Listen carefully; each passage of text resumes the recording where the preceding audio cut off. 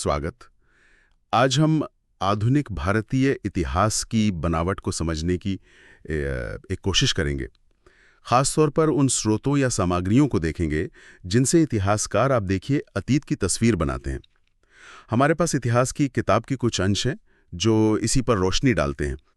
तो आज का हमारा मकसद ये समझना है कि जब इतिहासकार आधुनिक भारत के बारे में लिखते हैं तो वो किन सुरागों का, किन सबूतों का इस्तेमाल करते हैं। ये जानना वाकई दिलचस्प होगा कि इतनी बड़ी और जटिल कहानी किन बुनियादों पर खड़ी है।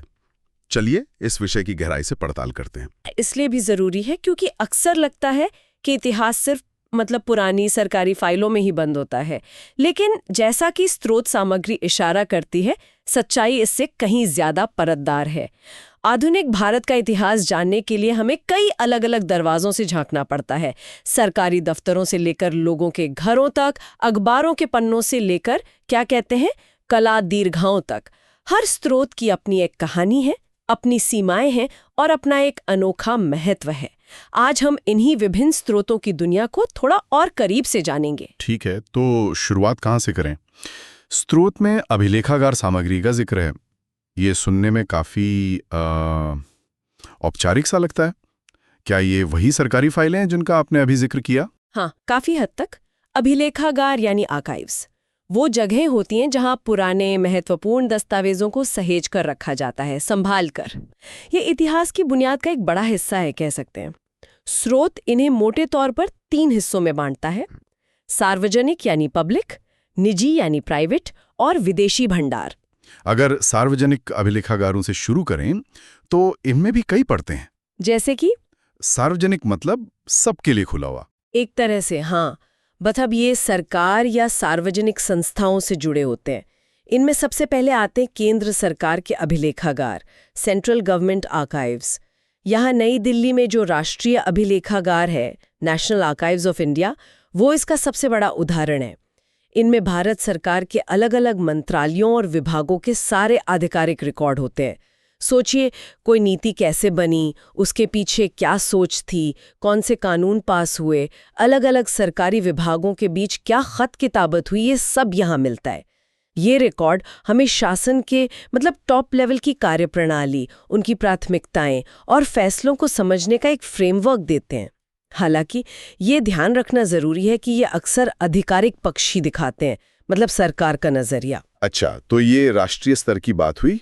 फिर राज्य सरकारों के अभिलेखागार भी हैं, आर्काइव्स ऑफ स्टेट गवर्नमेंट्स। उनका क्या रोल है? उनका रोल बहुत महत्वपूर्ण है, खासकर भारत जैसे विविधता वाले देश में। हर राज्य की अपनी अलग प्रशासनिक व्यवस्था रही है, अपनी समस्याएं, अपनी नीतियां। राज्य सरकारों के अभिलेखागार, जो अक्सर हर राज्य की राजधानी में होते हैं, हमें उस खास क्षेत्र के प्रशासन, वहां की घटनाओं, सामाजिक बदलावों और आर्थिक विकास की जानकारी देते हैं। जैसे कहीं जमीन से जुड़े मुद्दे ज्यादा अहम रहे होंगे तो कहीं व्यापार या उद्योग। केंद्र सरकार के रिकॉर्ड जहां एक कह लीजिए बड़ी तस्वीर दिखाते हैं, वहीं राज्य के रिकॉर्ड उस तस्वीर में क्षेत्रीय रंग भरते हैं। इनसे पता चलता है कि राष्ट्रीय नीतियां जमीनी स्तर पर कैसे लागू हुईं या उनका क्या असर हुआ।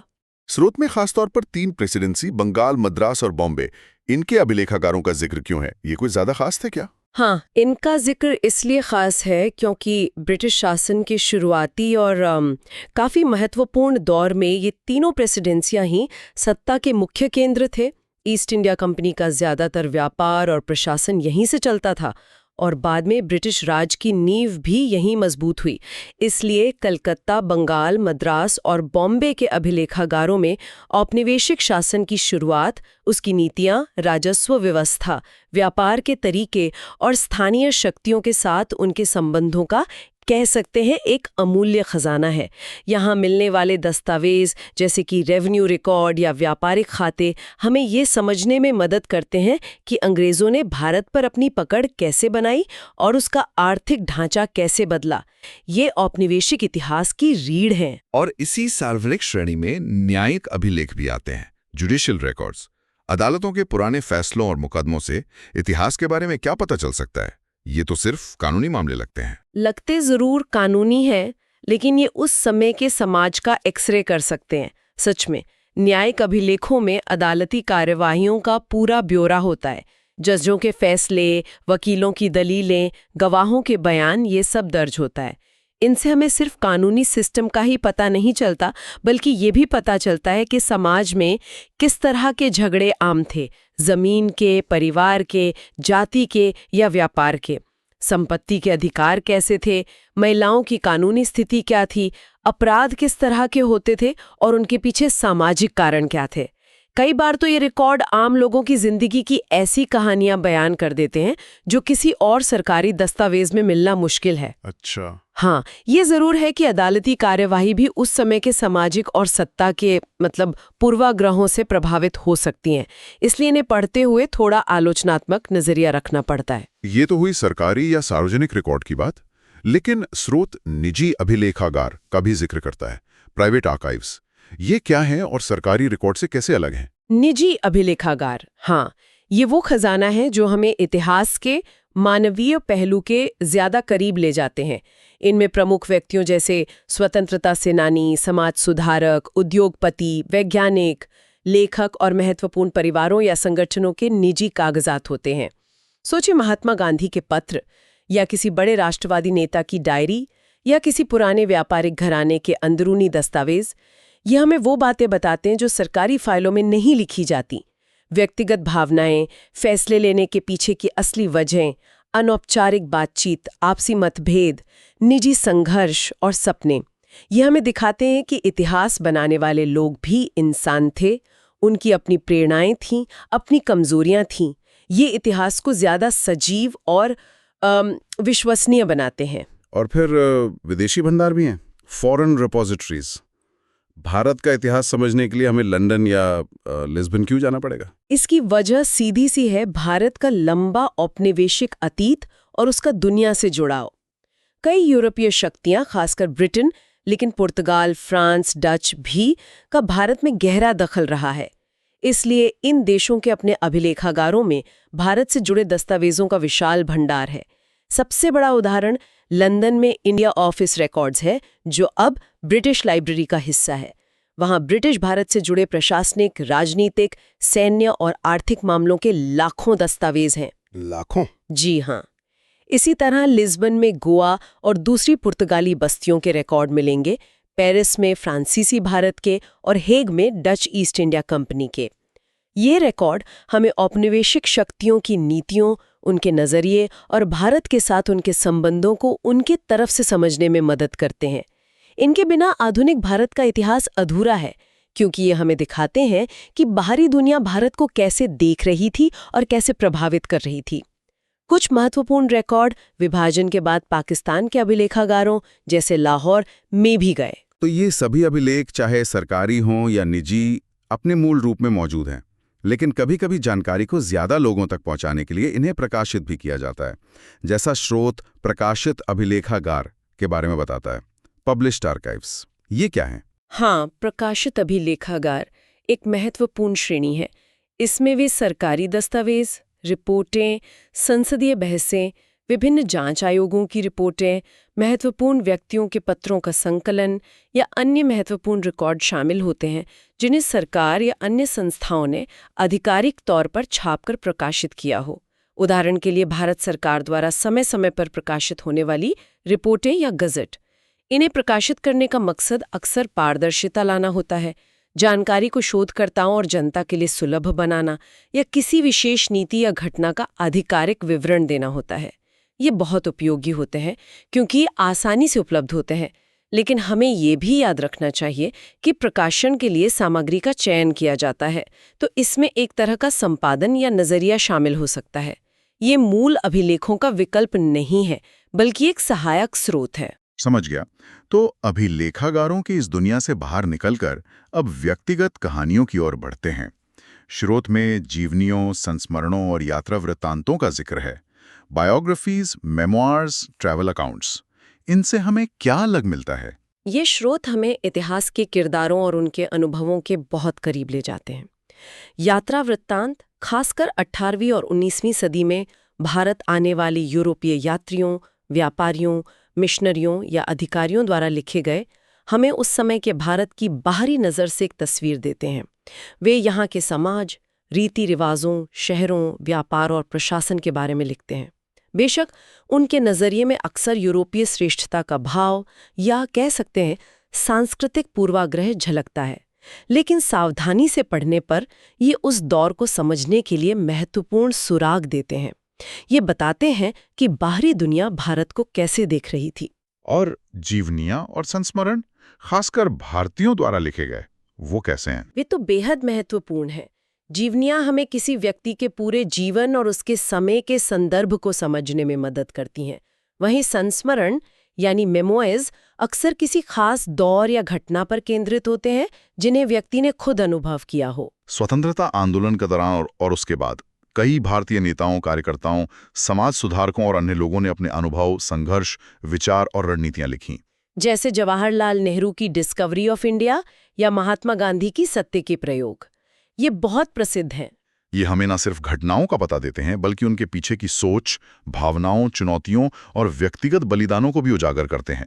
ये बताते हैं कि इतिहास सिर्फ तारीखों और लड़ाइयों का ब्यौरा नहीं, बल्कि इंसानी जज्बों और इरादों की कहानी है। हाँ, यहाँ भी लेखक का अपना नजरिया हावी हो सकता है, लेकिन ये इतिहास को एक निजी स्पर्श देते हैं। व्यक्तिगत अनुभवों से हटते हुए अगर हम उस समय के सार्वजनिक माहौल को समझना चाहें तो स्रोत समाचार पत्रों और पत्रिकाओं की ओर इशारा करता है।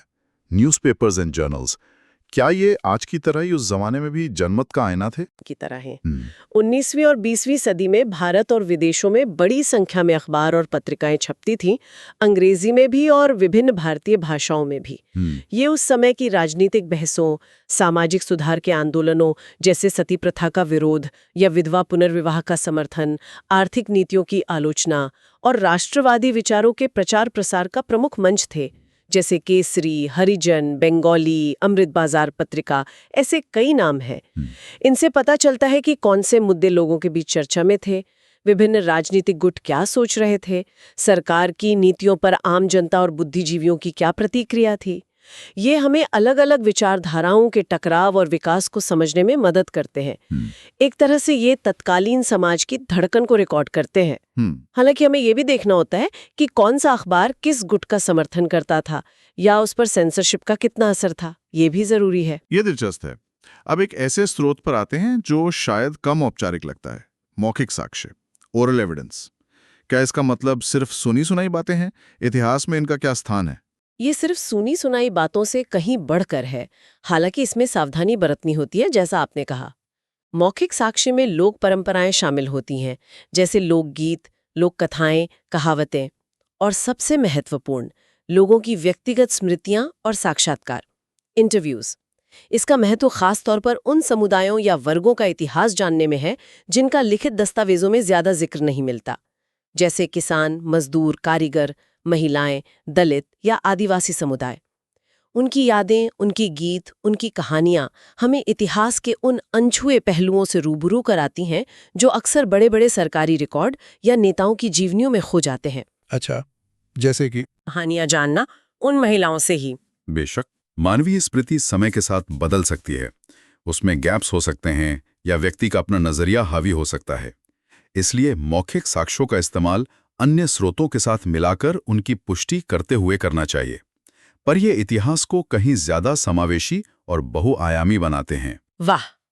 अब एक और हैरान करने वाला स्रोत, रचनात्मक साहित्य, क्रिएटिव लिटरेचर। क्या उपन्यास, कहानियां, कविताएं या नाटक भी इतिहास जानने में मदद कर सकते हैं? ये तो मनगढ़ंत होते हैं। मनगढ़ंत होकर भी ये अपने समय का सच बयां कर सकते हैं। बिल्कुल कर सकते हैं। रचनात्मक साहित्य इतिहास का सीधा सीधा ब्यौरा नहीं देता, लेकिन ये उस दौर की आत्मा, समाज की सोच, लोगों की उम्मीदों, उनके डर, उनकी आकांक्षाओं और उनके सामने मौजूद सामाजिक, आर्थिक और राजनैतिक हकीकतों को बहुत गहराई से पकड़ सकता है। लेखक अपने किरदारों, कहानियों और माहौल के जरिए उस समय के यथार्थ को रचते हैं। सोचिए बंकिम चंद्र चटर्जी का आनंद मठ, जिसने वंदे मातरम के जरिए राष्ट्रवाद की भावना जगाई, या मुंशी प्रेमचंद की कहानियां और उपन्यास गोदान, कर्मभूमि, जो ग्रामीण भारत के दुख दर्द और सामाजिक शोषण का मार्मिक चित्रण करते हैं। हाँ, प्रेमचंद तो बहुत प्रभावशाली थे। बिल्कुल। या उस दौर की कविताएं जो आज़ादी की तड़प या सामाजिक बदलाव की पुकार को व्यक्त करती हैं, साहित्य हमें इतिहास के भावनात्मक, मनोवैज्ञानिक और सांस्कृतिक आयामों को समझने में मदद करता है, जो शायद सूखे तथ्य न बता पाएं। ये दिखाता है कि लोग कैसा महसूस करते थे, न कि सिर्फ क्या हुआ था। ये तो वाकई सोचने वाली बात है कि कल्पना भी सच का आईना बन सकती है। और आखिर में स्रोत चित्रकला का जिक्र करता है। पेंटिंग, तस्वीरें कैसे इतिहास बताती हैं? चित्रकला इतिहास को कह सकते हैं आंखों देखा हाल बना सकती है। पेंटिंग्स और अन्य दृश्य कलाएं हमें उस समय के जीवन की एक झलक देती हैं। लोगों का पहनावा कैसा था, घर कैसे होते थे, शहर कैसे दिखते थे, महत्वपूर्ण घटनाएं जैसे दरबार, युद्ध, उत्सव कैसे घटित हुई, प्रमुख व्यक्ति कैसे दिखते थे। भारत में यूरोपीय कलाकारों ने यहाँ के जीवन और भूदृश्यों के चित्र बनाए। फिर ईस्ट इंडिया कंपनी के संरक्षण में कंपनी पेंटिंग शैली विकसित हुई। Company painting? हाँ, इसमें भारतीय कलाकारों ने पश्चिमी तकनीक से भारतीय विषयों को चित्रित किया, अक्सर अंग्रेजों की जिज्ञासा पूरी करने के लिए। बाद में राष्ट्रवादी आंदोलन के प्रभाव में कलाकारों ने भारतीय पौराणिक कथाओं, इतिहास और राष्ट्रीय प्रतीकों पर आधारित कला बनाई, जैसे बंगाल स्कूल ऑफ आर्ट। ये चित्र सिर्फ दृश्य रिकॉर्ड नहीं है, बल्कि ये बनाने वाले के नजरिए, उस समय के सौंदर्य बोध और सांस्कृतिक राजनीतिक माहौल को भी दर्शाते हैं। कला हमें बताती है कि लोग दुनिया को कैसे देखते थे और कैसे दिखाना चाहते थे। ये इतिहास का एक जीवंत, रंगीन दस्तावेज है। तो आज की इस चर्चा से एक बात तो साफ है कि आधुनिक भारतीय इतिहास को समझने के लिए हमारे पास स्रोतों का एक विशाल और विविध खजाना मौजूद है। सरकारी फाइलों और गोपनीय दस्तावेजों से लेकर आम लोगों की यादों, अखबारों की बहसों, साहित्यिक कल्पनाओं और कलाकृतियों के रंगों तक हर चीज में इतिहास छुपा है। बिल्कुल सही कहा। और यही इतिहास लेखन की सबसे बड़ी खूबी भी है और चुनौती भी। कोई भी एक स्रोत, चाहे वो कितना भी विश्वसनीय क्यों न लगे, अपने आप में पूरी कहानी नहीं कहता। हर स्रोत का अपना एक संदर्भ होता है, अपना एक नजरिया होता है और अपनी सीमाएं होती हैं। असली और गहरी समझ तभी विकसित होती है जब इतिहासकार इन अलग-अलग तरह के स्रोतों को एक साथ लाता है, उनकी तुलना करता है। हाँ, उनके विरोधाभासों को समझने की कोशिश करता है और उनके बीच के कनेक्शन को ढूंढता है। हर स्रोत उस बड़ी पहेली का एक जरूरी टुकड़ा है जिसे हम अतीत कहते हैं। आज की इस बातचीत से लगता है कि इतिहासकार का काम किसी जासूस से कम नहीं, जो बिखरे हुए सुरागों को जोड़कर एक पूरी तस्वीर बनाने की कोशिश करता है। हर स्रोत, चाहे वो एक पुराना खत हो या एक धुंधली पेंटिंग, महत्वपूर्ण हो सकता है। निश्चित रूप से। और ये हमें एक बुनियादी सवाल पर सोचने के लिए छोड़ जाता है। संतुलित और सबसे न्यायपूर्ण तस्वीर कैसे बना सकते हैं? किन आवाजों को महत्व दें, किन सबूतों पर ज्यादा भरोसा करें? ये एक लगातार चलने वाली बहस और कोशिश है जो इतिहास को हमेशा जीवंत बनाए रखती है। इसी चुनौती पर गौर करना आगे के लिए एक दिलचस्प विषय हो सकता है।